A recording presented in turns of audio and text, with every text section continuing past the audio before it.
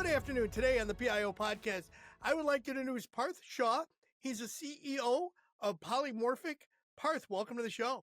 I'm excited about this conversation. Yeah, so am I, Parth. I'm very excited about it. You know, I was looking at your background and I want to talk a little bit about it. First off, so you are the co-founder and the CEO of Polymorphic, which is a civic technology company that leverages artificial intelligence. And I have been talking about AI for quite a while, specifically in the government field and in public communications. So we're going to talk a lot about this and what Polymorphic might be able to help PIOs with. But I also wanted to go back your background a little bit here. So you got a bachelor's degree from MIT, where you co-founded another thing called Flux.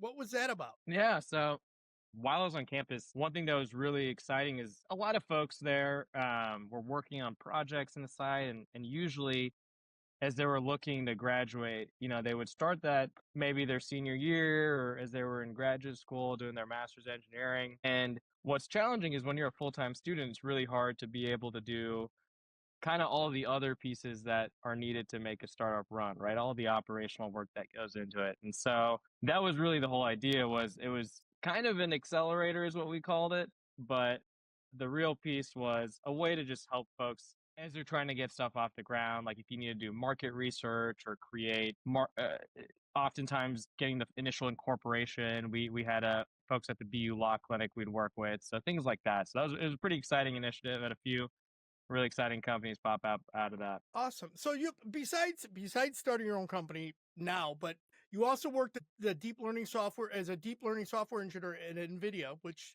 my son loves the video cards that they produce. So awesome.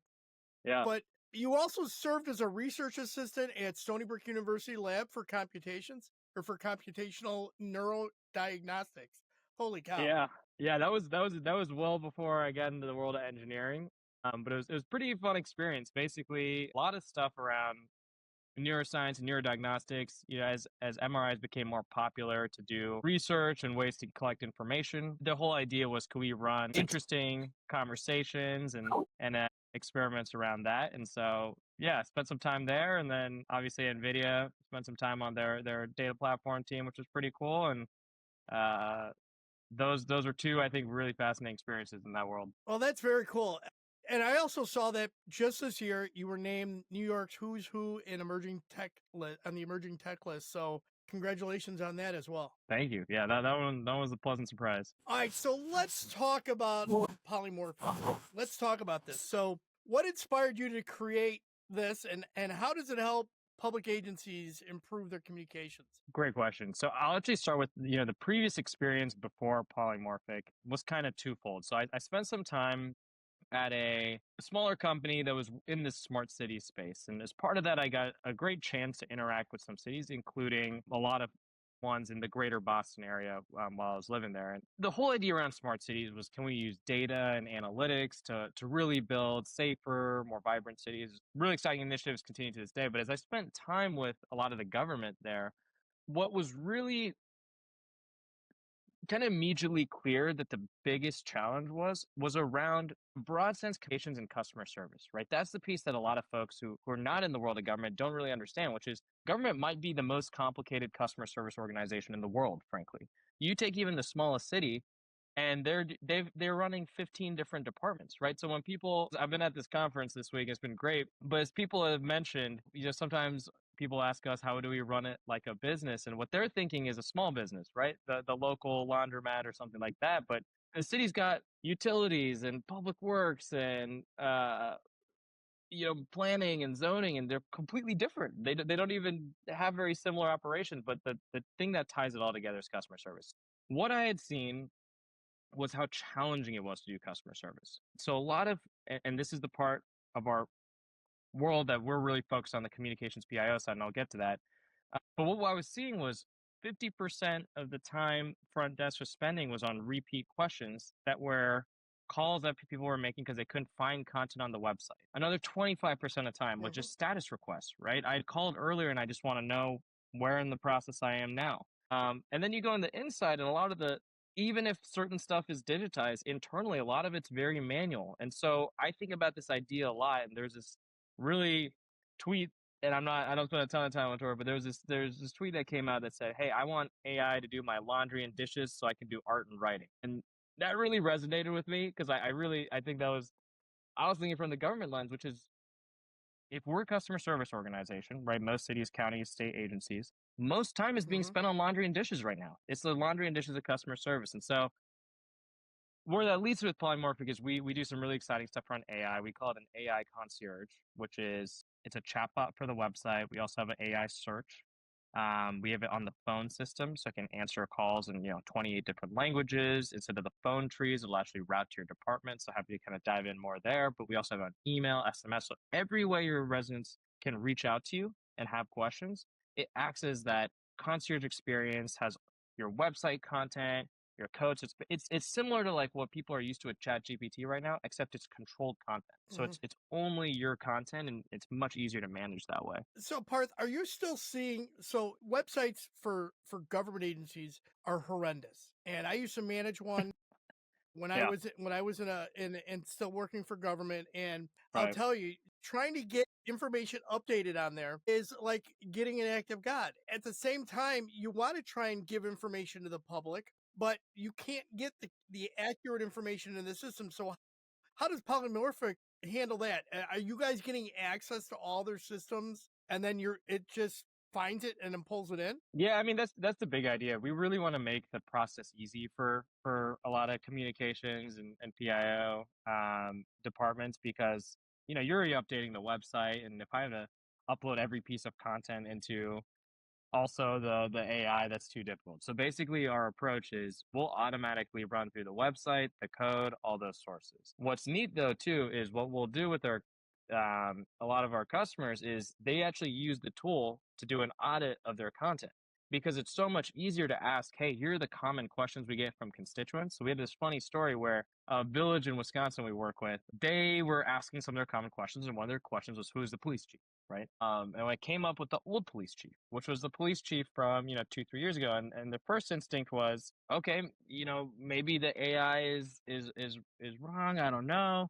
And then they click through the sources, right? Because our chatbot or voice, it's got all the sources behind it. And you get a full log, so it gives a full audit trail, which is great. They click through the sources, and lo and behold, they hadn't updated their police department page in like 3 years. And so that's kind of the thing that, I mean, obviously that's a more benign example because it's more personnel, but you can think about people are going to your site already. And I think it's really hard to float up what content might be off. So in many ways, we've started to see it used as a tool actually by internal staff to figure out, hey, for key questions we're getting, where's our content up to date? And we're actually working on potentially a really neat tool soon, which will probably provide free of charge or something like that to cities is kind of a website checker. Like, where is your website conflicting to kind of do a readiness for, using our AI chatbots and voice even more effectively. So as an end user, as a front user and a back user, I've handled them both ways. So Yeah. it's interesting. So when I look at the things that people would come in, and I did the FAQ thing many years ago, Right. because FAQs I thought were very helpful. The problem is it's only an FAQ is only as good as a query that the person puts in. So if they can't figure out what they're trying to get to, they can't find it. So AI has definitely made life a little easier because it'll at least give what is probably the closest answer than as opposed to what we might come up with on our own. But what Right. I've also found is that information that the agencies have on their websites, like you said, the chief of police in one agency, I still see 3 agencies I go back checking. They still have the place card with the chief's message, and it's from 10 years ago. Hmm. And it's just a holding card. No picture, no email address, no ability to contact anybody. So as I see this, and I know agencies struggle with this, they want everybody to come back to their website, but their website just doesn't have the oomph that it needs to do or handle Yeah. the bandwidth too. 100. And so, I mean, there's two pieces of that we really get keyed in on. So the first point I think you mentioned is great, right? So you've gone through the whole process here and added FAQs as a way to make it more just easier for the common questions folks ask. But I'll give you a simple example of why AI becomes so valuable, right? A lot of folks will like put common questions about the code, and they'll say, hey, if you have a short-term rental, like here's the guidance, right? The problem is most people might not know the term short-term rental, right? They might say, I have a Verbo or I have an Airbnb. What do I do? Right? And so the neat thing about AI versus these search tools, the search or legacy chatbots that used to be more keyword oriented, where you had to program every response in, is what AI is doing is it's actually saying, here, give me your content. I'm going to understand the meaning of it. And I'm also going to understand the meaning of the question, right? So I know Airbnb is short-term rental. I know Verbo is short-term rental. If your code's going to reference it not as Airbnb or Verbo, they're going to say short-term rentals, right? And so that's part one, right? That's where AI, like more concretely, the reason I love that example is it's just such a common, everyone has run into that, but it's government speak is very different from the way your residents, right? They don't even think in departments, Oh yeah, right? So right. that's a whole other Absolutely, thing and on that's phones. another thing. You brought this up earlier. You talked about they don't know where they're at in the queue. They don't know. They have not gotten any updates. And what I've seen in law enforcement agencies that used to and government, because I was involved in both aspects. People change. They move. They leave positions. They leave suddenly, or they're out on a medical, and it's sitting on Right. somebody's desk.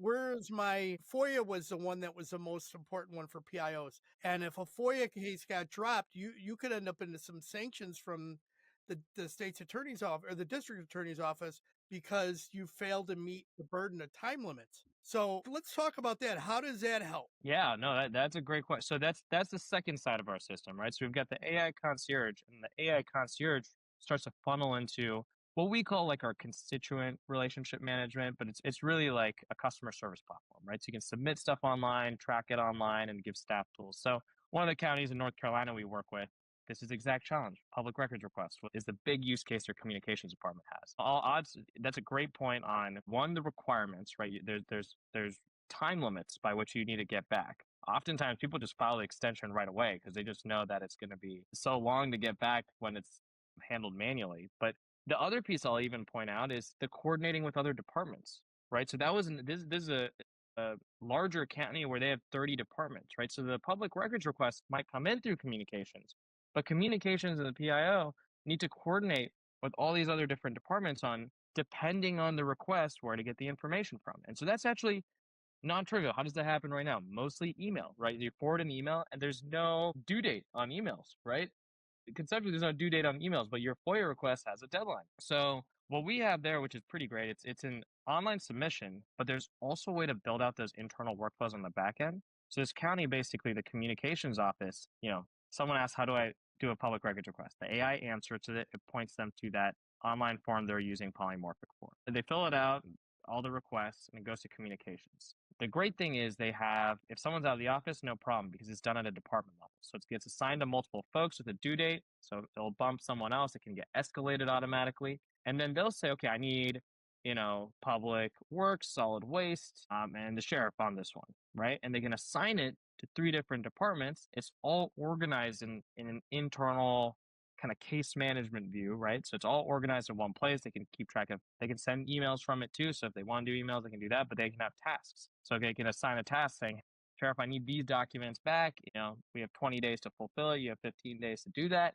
So it organizes everything. And then they can look back, you go back 2 years and say, hey, we got this kind of request. How do we fulfill it? And so you have that full history as well. And so that's been great. I mean, I think leadership's loved it too, because they can see where the bottlenecks are in the process too, because it does automatic analytics on, hey, communications is doing everything in 2 days, but our departments are taking 3-4 days to get back. And suddenly that has a lot of value as well. Yeah, absolutely. I can definitely see that, and I've known this from early on when I started my career.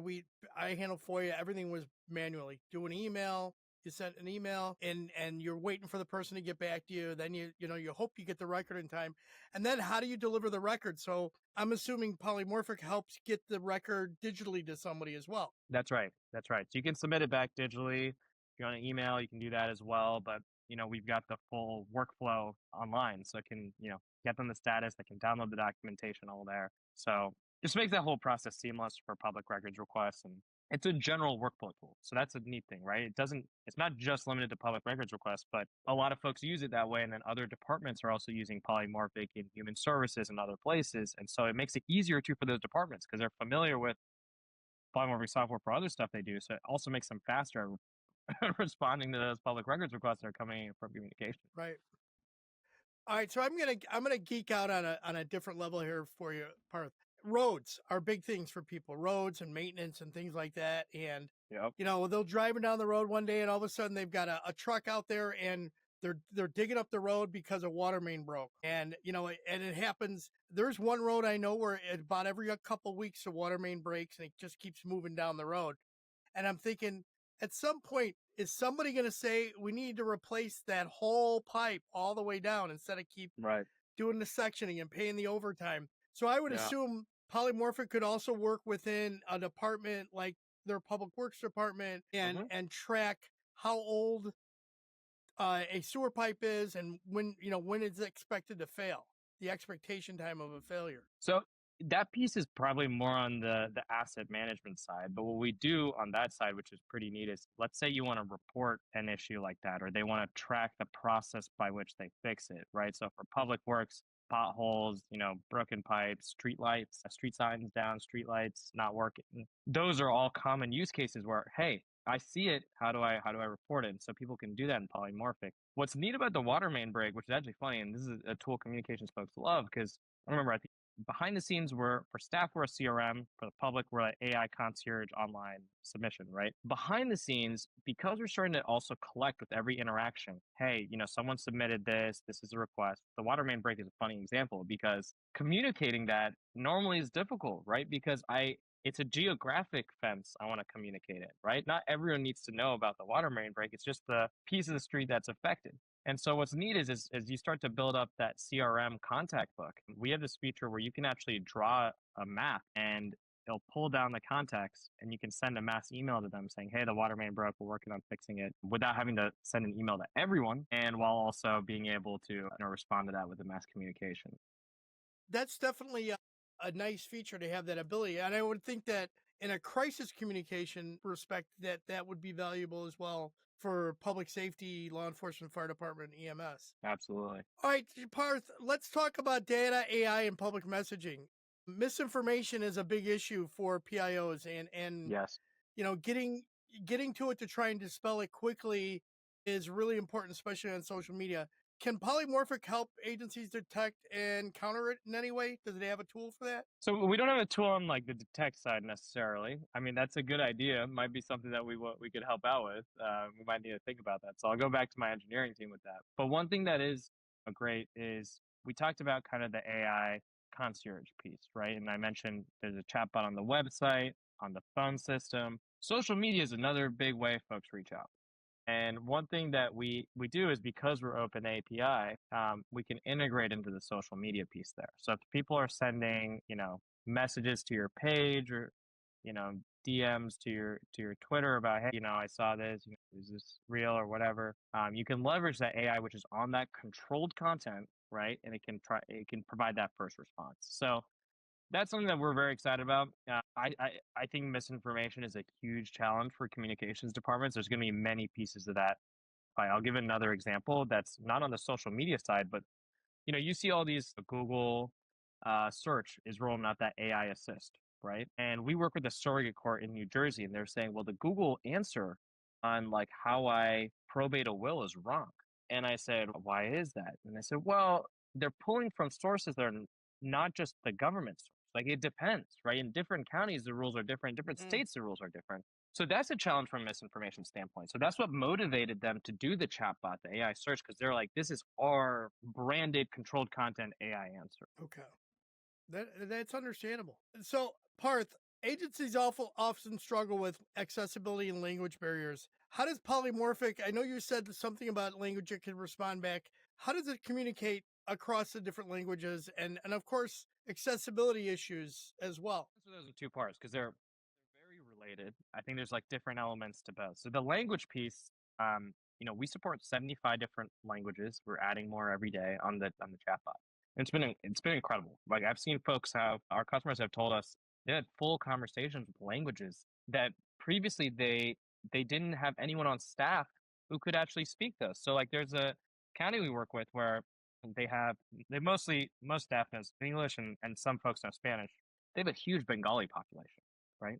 And so if you're Bengali and trying to get services in this community, to no fault of the county, it's just difficult, right? None of the staff knows how to speak that. They rolled out this AI and all of a sudden there's just people asking questions in Bengali. We saw this full conversation someone had about, and it started very generic, right? So there's like the surrogate court, which handles wills, estates, things like that. And they open with this super generic question of like, hey, a loved one just passed away. What do I do? And it walked them through the whole process. Like, hey, do you have a will or not? It was an incredible example, honestly. And for that county, it was, hey, we're opening up service to so many new residents that we didn't even know weren't able to access our services because of that language barrier. So that's part one. The accessibility piece goes even beyond that, right? So we work with a lot of communities in Colorado, and Colorado obviously they pulled forward the ADA accessibility mandates forward. So it was supposed to be last year. I think they got a extension a little bit on it, but it was really interesting to see the challenge a lot of them were facing with content because PDFs, I think, are the number one culprit around accessibility, right? So you have the choice between do I remediate my PDFs, which frankly is very expensive, right? The cost per page is almost prohibitive if you're a smaller city. If you're a larger organization, you just have too many PDFs. So regardless of what scale you are, remediating PDFs is difficult. So they're faced between the choice of archiving them, right, or taking them down in a lot of cases. And there's a lot of valuable information in there that, residents and businesses want to ask and learn about. Or they keep it up and risk lawsuits and non-compliance. And so you're caught between a rock and a hard place in the most literal definition. What we did with Castle Pines is amazing. We put out a case study on it. They've been an amazing team there, really innovative in Colorado. They actually used the AI, and beyond website and code sources, you can upload internal knowledge base, PDF, that kind of stuff. And so they uploaded their documents and then took them down from the website. But what they told the public is you can ask questions and we'll still pull the content from there. So we're not taking down any information. So you interact with the chatbot AI search, we'll still answer questions based on those PDFs, but now it's actually accessible. And so our chatbot and search is obviously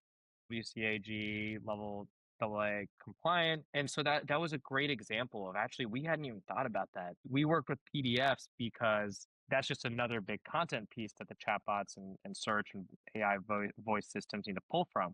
They actually did something very clever where they actually used it to make sure that they could provide the answers and get compliant in that process. We're part of the equation. I'm not saying we're the magic bullet for, hey, you sign up with Polymorphic, you're ADA compliant. But with the website content piece, that is a big challenge, right? Am I going to take down a ton of information that's very valuable, or do I keep it up and risk non-compliance? And we're helping a lot of folks in Colorado and other states do that. So let's talk about what Polymorphic did, the agencies you can work with. Small to how large? What can you guys work with? So yeah, we work a pretty wide range. Our largest, we have state agencies, we have counties that are millions of residents, so some really, really large organizations. But we've done a pretty conscious effort to work with small and mid-sized organizations as well. So I would say our sweet spot is 20 or 10 to 20,000 residents and higher. But that's not to say one of our best customers, we just did a great customer video, Tangent, Oregon, is 1,300 residents. And we really care about making sure our technology is also accessible to smaller cities. It's a different challenge, right? In their case, they had 3 full-time employees, right? And one was retiring. So you think about the institutional knowledge that's disappearing. They're about to lose 33% of their institutional knowledge, right? And so that's where we're really excited about AI and customer services. We really believe it's a force multiplier, right? It's an investment in your existing staff. Right now, hiring is so difficult in government. I think I read the numbers, it's like 52% of local and state employees are thinking in the next 5 to 10 years they're going to retire. Yep. And that is a Yep. shocking future reality to deal with. So how are we going to provide the existing level service? I would argue better service because constituents are demanding more and more, right? They're used to Amazon gives me package tracking, Domino's gives me status tracking. I can chat 24/7 in 75 languages. Why I want that with my government. The demands are rising, and I might have half the staff to do that in 5-10 years. The refill rate is just not happening. So that is what we're really passionate about. Is we want to make sure governments are prepared. We want governments to be known as the best customer service organizations out there. Internal vision and motto we say is, I want, a lot of right now people, we open this conversation with people say, oh, I want to run like a business. And I want to flip that on its head. I want people to be going to their, local car dealer or laundromat, say, hey, why can't you run like the city? Why can't you run like the county? Because they're using all this innovative technology and the customer service is so great. And so, long way of saying, it's a big challenge, and I think that's something that staffing is going to be a really, really big piece of it. Have you seen in your experience with pitching this to the governments, that are they coming to you? Are you guys going out there and throwing it out to them and saying, hey, this might be beneficial to you? Where do you see when I should say, where do you see you run into the wall with local government? So I think we're AI was new, so this has changed a little bit over the last year, right? We've become, Hmm. I would say, and this is all shout out to our engineering team and our client success team. Like they've really built probably the most well-tailored AI product for customer service and government, right? They've done a fantastic job working with our customers there. So a lot of it is more around actually education, right? When it's something new for governments, a lot of folks don't realize how AI could help some of the problems they're facing, right? Right now, if you asked every city manager or every county manager, even communications department, what's your number one problem? What keeps you up at night? It's staffing, right? It's really hard to hire. How do we provide services? That doesn't mean necessarily you're thinking about the solution, right? Everyone thinks in the problem. And our job is to communicate how we can help with those problems, right?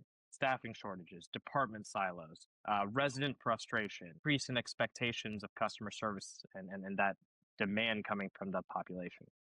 In states now where we've started to see, a lot of counties hop on, like in New Jersey, we cover a third of the state already. North Carolina will be at 25% of the residents will be covered by polymorphic services. 30 million uh, Americans are covered by governments using polymorphics. So we've got, a lot of folks using us and people are saying, hey, I want that.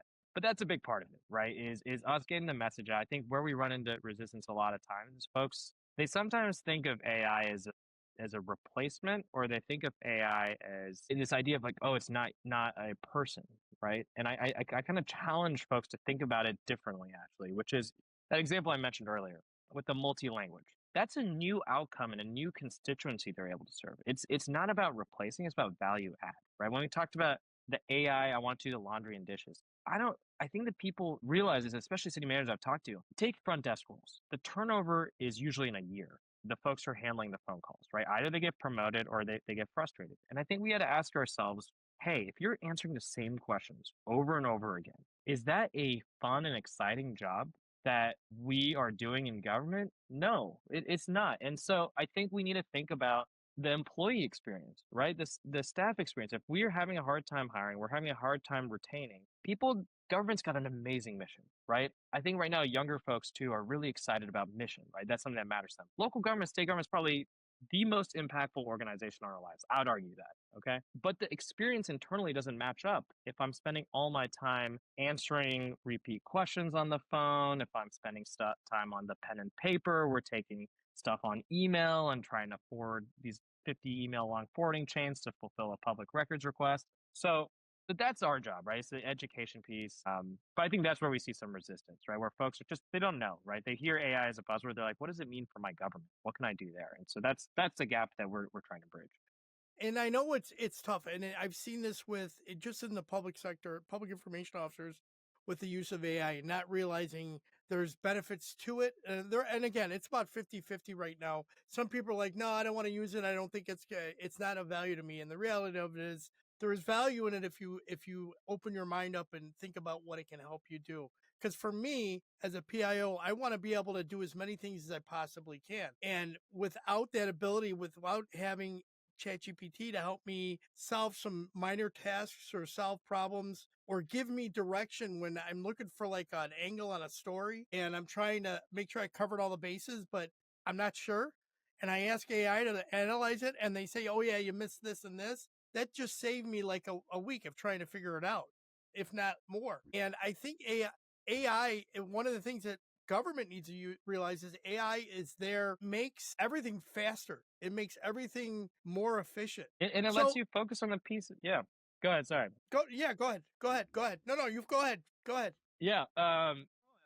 It makes everything faster. I think that's a great point. And the thing I ask a lot of folks, I hear that, and the other thing I hear is, oh, let's wait, right? Like, let's wait to figure out on AI what to do. And what I tell people in response is in 3 years or 2 years even, using chatbots and AI on the phone will be the common way most people interact and interface with the private sector and a lot of governments. So the question is, if that's inevitable, right? What's the wait for? Right. And so that's what I tell folks, right? Obviously, we're in that space. We're not saying it has to be with us, but my point is you really got to take it seriously because you don't want to fall behind, right? And I think with any new innovation, governments are generally, hey, we don't want to be first. Now with a lot of stuff we're doing, a lot of people have already done it, right? We're talking about 200 departments, 30 million Americans already covered by this. They're used to this experience. What you don't want to be is last, right? And I think that's a big concern for councils and city managers because that's where your residents get really frustrated, right? They see the neighbors and they say, hey, the experience right there is so good. And the problem with cities and counties is you kind of have a monopoly on your residents. So it's really important to provide great service because otherwise they'll get frustrated, right? Because they don't have as much ease and I can just get up and leave. And so that's why I'm so passionate about customer service. And I think a lot of our governments are too. And I agree. And so if somebody wants to reach out to you guys and learn more about what you do or how you do it, and I'll let you throw their pitch out at the very end when we're done. But That's good. what's it, and no, I honestly Yeah. I believe it. I look at your product and I'm like, this is what a lot of governments need. They really do. And like you said, the being last is the worst thing in the world for local government now. You Mm-hmm. need to be an innovator, and this is an innovative piece of technology, and it needs to be promoted out there. It needs to be pushed. So I believe me, I'm 100% behind you on this.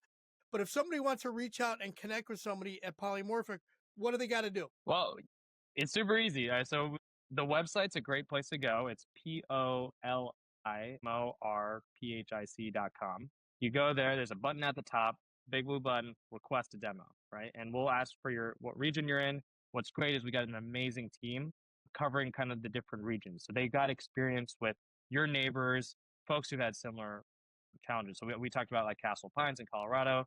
We just brought on another one in Colorado, Littleton, great team there. So if you're in Colorado, you get someone who's actually worked with Colorado municipalities, and Kate on our team is fantastic. She'll walk you through that. So that reach out that way. We'll get you in front of the right folks. You can email me directly too if you want.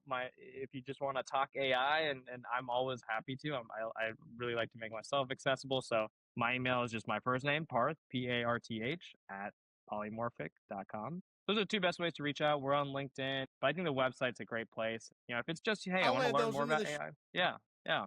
I'll add those into the show note, and I'll make sure that they pop up when we do the video and stuff. So definitely want to promote that. So Parth, let's switch this up. Before we go into rapid fire, I'm gonna ask you this: is there a question I should have asked, and if so, how would you have answered? Oh, that's a good question. I think the questions you covered were fantastic. The one that I just like to bring attention to is around we've been talking a lot about technology and AI, and the one I think is good to ask is just how hard is it to get set up? And so even if it's great, right? We're talking about everyone's going to do it, right? What's the effort it takes to get this set up? Because people are used to when you think technology implementations, they think ERP, right? They think the finance system ERP, it's like 2-year project, huge headache, it's super difficult. We really thought about that experience a lot because of that. I think people are often a lot of the reason people are hesitant on new technology is just they're so scarred by these old legacy technology where it took forever to implement and it was super painful. So what's really neat is we made that really easy. Like we were talking about the website integrations and all that. So we've done the heavy lifting on our side. People go live within 2 to 3 calls with our team. And so we're talking a total investment of 3 to 4 hours max for the chatbot on the site, which is, I highlight that because it's just so different from other technologies. I really say when obviously the CRM and the workflow piece that's more involved. We sit down with the team and really hold folks' hands to like figure out what the workflow is, the process. But for getting started with AI, it is easy. It doesn't need to be difficult. We've really invested a lot of time in making it as easy as possible. We care about the product, Tom. We also care about the experience of just getting to use the product. Like we think of that as part of the product experience, as part of the user experience. So I can't believe 2 to 3 weeks. Yeah, I mean that's amazing because I look at like I saw something on Doja's website the other day, and I'm not dealing with politics, but I'm thinking about they were doing an overhaul of, I think it was the IRS system, and something like $11 billion and 15 years, and nothing's been produced. And I'm thinking, really? I mean, that's horrible. And that's, nobody wants to say, okay, it's going to take 2 years to implement new technology, because you know this from your background. 2 years technology, there's already, that's They're five, doing new six stuff. generations gone. Right, right. Like you're always playing catch up then. If it's gonna take years to implement, it's like, oh, we're already late again. We're back to implementing. Yeah, implementation speed matters for that reason, right? I don't think that's something people Right, talk a right. lot about in government technology. Is if it's gonna take 2 years, you're probably not gonna be getting the most modern technology. It's gonna be a pain to upgrade, right? It should feel natural. Like new updates come out, it should be coming out constantly. Right, absolutely. All right, let's switch this up. Rapid fire questions. You ready? Love it. All right, texting or talking? Talking, Movies or books? books, Coffee, tea, or energy drink? tea, Cats or dogs? dogs. Favorite go-to karaoke song? Whoa, that's a tough one. Let's go party in the USA. All right. If you could have a superpower, what would it be? I feel like time travel would be amazing. If you could instantly become an expert in one thing, what would it be? I would love to learn more about physics and especially all the crazy stuff that's going on in particle physics. So that'd be a really cool area. Ask permission or beg for forgiveness? Well, yeah, beg for forgiveness. What place do you most want to travel to? I feel like Japan's on the list. I've heard great things about. I think there's like this 5 day like hiking thing you can do in the southern part of Chile that I've heard. And I've really wanted to do that with my brother. So that's another one on the list. Okay. Yeah. What is that? Puka. I know what you're talking about. It. All Yeah, right. yeah, yeah. Favorite way to relax after a long day, right? Yeah, yeah. Favorite way to relax after What's a your long favorite day? way to relax? Yes. What's your favorite way? I love cooking, so I'm a big fan of, making, sitting down, making a nice meal. I also like to write in my free time, so that's something I'll often do. Those are up there. If you could sit down and have tea with any historical figure, living or dead, who would it be? Oh, that is a good one. I would go really far back, and I would probably go to like Egyptian times, because the thing that shocks me is the start of their civilization to the end of like Egyptian dynasties is actually longer than from the end to today. So I would be super curious to just hear like, in the middle, like how did they maintain the dynasties and civilizations for that long? I think it's so fascinating. Yeah, no, there's some technology that was lost somewhere. Oh, I agree. Don't get me. I'll go conspiracy theory on that one for you. All right, some final thoughts. What key points would you like our listeners to take from today's interview? Yeah, I mean, I think the first one is, look, AI is not something to be scared of. It's something that can be really, really valuable for your constituents. Remember, we talk about this with everyone. Customer service is our number one job, and it really can make a difference there. I think right now we got this hiring challenges already. I think that's only going to get worse. And so the question is, how do we prepare today to make sure we're providing the best customer service we can for the future for our residents and our businesses and our visitors in a world where we might have less and less resources to do that. It doesn't have to be hard. It doesn't have to be a scary thing, but find the right partner. And there's a lot of folks already doing it. So it's not a jumping in first. So I'd say now is the time to be second and don't be last. As we wrap this up, is there a motto or a piece of wisdom that you live by? Yeah, the one I live by two. So the first one is more a technical one. It's move the mean a standard deviation. So I think about that in a lot of stuff we do is, hey, I don't really believe in incrementalism, right? Like there's a lot of small pieces that matter, but when we think about the stuff we do, we really want to improve outcomes by a meaningful change where people can see that and feel that difference. But the one I live by personally a lot is the strength within you is greater than the task ahead of you. That's a big one I live by. Outstanding. All right, Parth, here's your chance again. Let's talk about how people can reach out and connect with Polymorphic. Yeah, absolutely. Polymorphic, once again, we do AI and CRM and workflows. Our AI concierge. We have the chatbot, the search on the phone system. That one's great. So if you have phone trees and things like that, lot of time savings, 24/7, multiple languages. And then we have a great kind of CRM workflow tool if you're struggling with paper-based processes. Reach out. We're always excited for just a conversation too. It might not be the timing now. It might not be you're just interested in AI, but the best way to reach out, go to our website, polymorphic.com. That's POLIMORPHIC.com. Google sometimes will like change it to a Y. Remember, it's POLI. My email is parth@polymorphic.com. So feel free to email me as well directly. I love to hear from all the local government leaders. But definitely check out the site. If you're interested, request a demo. Doesn't have to be a high commitment thing. I will say the demo is free, right? So meet our team. They're great folks. They'd love to chat more and learn, and looking forward to hearing from folks. And I'll add all that into the show notes. Parth, thank you very much for being on the show. Thank you. Appreciate it.